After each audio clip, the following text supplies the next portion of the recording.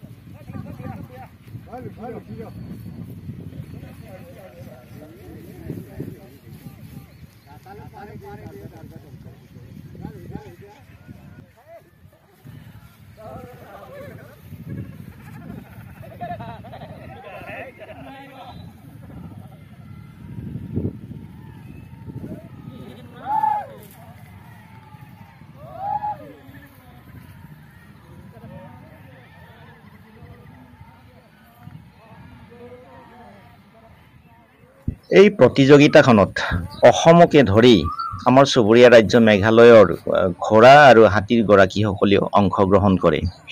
আৰম্ভণি কালচোৱাত ঘোঁৰা আৰু হাতীৰ গৰাকীসকলৰ যি উৎসাহ উদ্দীপনা আছে, সেই উৎসাহ উদ্দীপনা আজিও অব্যাহত আছে।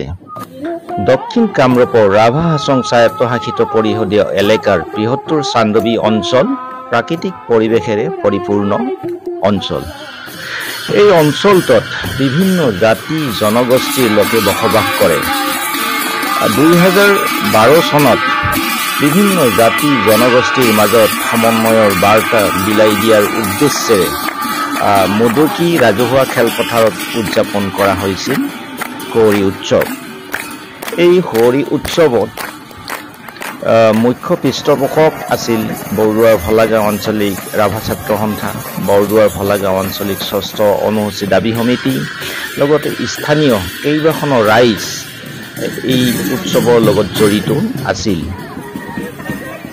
এই উৎসৱৰ লগত সংগতি ৰাখি হাতী দৌৰ আৰু ঘোঁৰা দৌৰ খেল প্ৰতিযোগিতাৰো আয়োজন কৰি আহিছে।